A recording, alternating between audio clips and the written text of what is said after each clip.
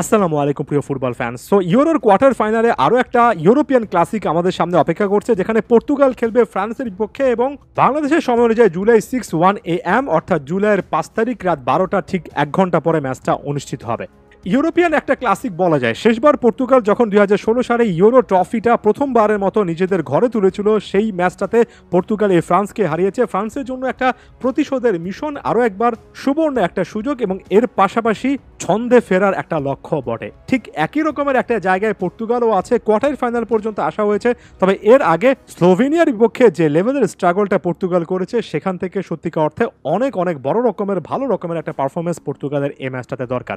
আমি ক্লিয়ার ভাবে পর্তুগালের ক্রিস্টিয়ানো রোনালদো প্রসঙ্গে চলে আসছি। এর আগের ম্যাচে আবেগ আক্রান্ত হয়েছেন, এটার পজিটিভ নেগেটিভ সাইড তার ফ্যান বেসরা বা রাইভালরা বারবার করে খুঁজে বের করছেন। অনেকে যেমন এই কথাগুলো বলছেন স্টার্টিং লাইনআপে হয়তোবা ক্রিস্টিয়ানো রোনালদোর এখন থাকার মতো অবস্থা নেই। অনেকে বলছেন ফ্রিকিকগুলো তার নেওয়া উচিত নয়, বার্নার্ডো সিলভা কিংবা ব্রুনো ফার্নান্দেজের নেওয়া উচিত। এই যে সমালোচনাগুলো, এগুলোর মধ্যে অনেকগুলো যৌক্তিক, এই জিনিসটা আমি মানি। তবে একই সঙ্গে এই জিনিসটা সকলকে মনে করিয়ে দিতে চাই যে শেষ পর্যন্ত সিদ্ধান্তগুলো রোবার্তো মার্টিনেজ নেবেন। ব্যাপারগুলো কখনো আন্তর্জাতিক ফুটবলে এমন হয় না যে রোনালদো জোর করে কোচের উপর জোর খাটিয়ে প্রভাব বিস্তার করে স্টার্টিং লাইনআপে থাকছেন। বিশ্বকাপেও কিন্তু রোনালদো বেঞ্চ ছিলেন, ওই সময়ের কোচের উপর তিনি কিন্তু জোর খাটাতে পারেনি। দিন শেষে এটা কোচের ডিসিশন হয়। তাই রোনালদো যদি স্টার্টিং লাইনআপে থাকেন, রোনালদো যদি ফ্রিকিকগুলো নেন, তাহলে এটা একটা কোচের সিদ্ধান্ত। এখানে মূল দায়ভারটা পার্টিকুলারলি এই বিষয়টাতে কোচের উপর বর্তায় এবং কোচকে কঠিন সিদ্ধান্ত নিতে হলে নিজে এক্সাম্পল সেট করে সে সিদ্ধান্তগুলো এখন থেকে নিতে হবে। আর যদি সেটা তিনি নিতে না পারেন, রোনালদো যদি খেলেন, তাহলে ব্রুনো ফার্নান্দেজ, বার্নার্ডো সিলভা এদেরকে বলতে হবে ডিবক্সে আরেকটু বেশি করে রোনালদোকে খোঁজার চেষ্টা করা, আরও একবার রোনালদোর অ্যাটাকিং স্কিলটা যাতে করে কাজে লাগে সে অনুযায়ী খেলার চেষ্টা করা।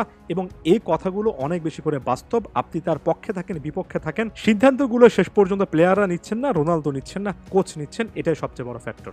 এর আগের ম্যাচগুলোতে দেখেছি ভিতিনা, জোয়াও পালহিনা এরা কিন্তু ভালো পারফরমেন্স দিয়েছেন। ব্রুনো, বার্নার্ডো দুই স্টার কাস্ট প্লেয়ারের কাছ থেকে এর চেয়ে বেটার সার্ভিস চাই। রোনালদোর কাছ থেকেও এর থেকে ফার বেটার একটা কিন্তু সার্ভিস আসলে পর্তুগালের একেবারে মাস্ট হয়ে গিয়েছে।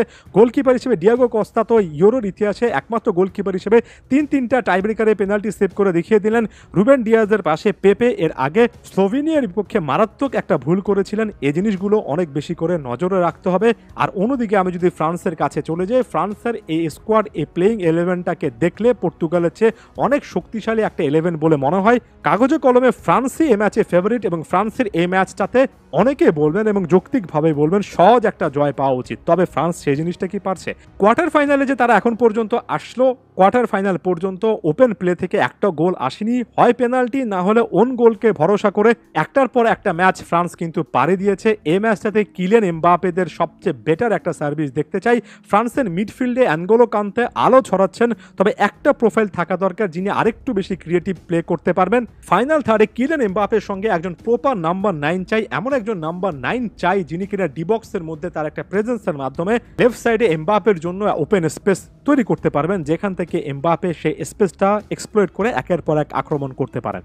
এটা নিয়ে অবশ্যই কোনো সন্দেহ নেই যে ফ্রান্সের এই দলটাকে শক্তিমত্তার বিবেচনায় এগিয়ে রাখবো। তবে এমন টাইপের ম্যাচে, বিশেষ করে এটা যখন কোয়ার্টার ফাইনাল, তখন কোনো দলকে, সেটা পর্তুগালের জায়গায় অন্য যে কোনো দল হতো, কোনো দলকে আসলে ছোট করে দেখার বিন্দুমাত্র কোনো অবকাশ নেই। পর্তুগালেরও চান্সেস থাকবে, একটা দল হিসেবে খেললে অবশ্যই পর্তুগালের চান্স থাকবে। এ ম্যাচে আরও একটা জিনিস অনেক বেশি ক্রুশাল হবে। অনেক নাম করা প্লেয়ার যেমন পর্তুগালের রোনালদো, জোয়া ক্যানসেলো, মিডফিল্ডে জোয়া পালহিনা সহ বেশ কয়েকজন প্লেয়ার কিন্তু আরেকটা কার্ড দেখলে সেমিফাইনালটা মিস করতে পারেন। একই রকমের কথা এমবাপে, গ্রিজমান, দেমবেলে, চুয়েমিনের ক্ষেত্রে প্রযোজ্য। আর্জিয়ান র্যাবিয়ট তো অলরেডি সাসপেন্ডেড এই ম্যাচে, যেটা মিডফিল্ডে ফ্রান্সের জন্য আরও একটা শূন্যতা তৈরি করতে পারে। তাই এই জায়গায় এসে ইয়েলো কার্ড অরিটাও কিন্তু প্রতিটা দলের জন্য থাকছে গেম প্ল্যানে, এটাও একটা বড় অংশ হবে। ইউরো সত্যিকার অর্থে একটা ক্লাসিক ম্যাচ দেখার অপেক্ষা করছি। নিশ্চয়ই আপনারা অপেক্ষা করছেন। ম্যাচটা নিয়ে সামনে আরও অনেক আলোচনা করার চেষ্টা করবো। ধন্যবাদ সবাইকে।